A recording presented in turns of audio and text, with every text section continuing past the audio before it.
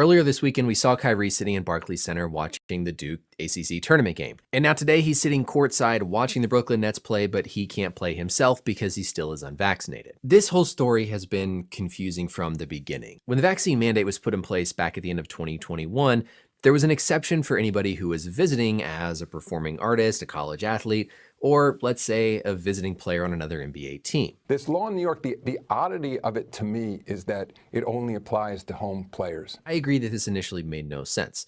If you really care about the health and safety of the citizens there, then that mandate should apply to everybody. There shouldn't be special exceptions for somebody coming in from out of town who has just as much of a risk of transmitting it to nearby individuals as the people who are there as part of that home team. My job is to show how multiple things can be true. Kyrie Irving played his first game at home for the Brooklyn Nets at the Barclays Center after New York City relaxed its COVID-19 vaccine mandates this past Thursday, allowing exemptions for athletes and entertainers. Yes, before this change, Kyrie Irving could only play road games, but this change allows unvaccinated New York Mets and New York Yankees players to play in home games this season as well. I'm all for vaccine mandates. They're as American as lying about how great George Washington was.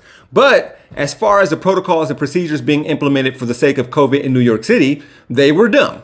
They made no sense. Now, there are a number of people who say Kyrie won. He didn't get vaccinated. They couldn't force him to do it. More on this last part in a second, but for real?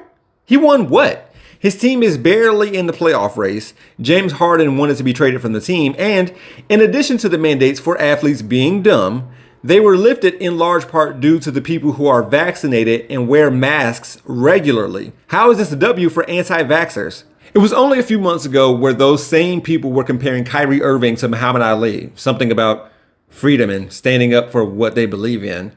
But Muhammad Ali did commercials advocating for people to get vaccinated, so that's the L-iest of L's. So, as I just mentioned a little bit ago, how do the we shouldn't be forced to get a vaccine people reconcile Kyrie Irving, and how does this not prove the pro-vaccine people right? If he were truly forced, he would be vaccinated. That's how this goes. He would have it, but he was given an ultimatum like was always the case with employment. I went through something similar at a job where they told me I needed to get a tetanus shot, which protected me, but if I didn't want it, I could have gotten another job. Same goes for schools, by the way. Vaccines got us through childhood, and parents, whether we acknowledge it or not, we've wholesale inoculated our children from a virus that killed less than 100 kids per year before. What's that?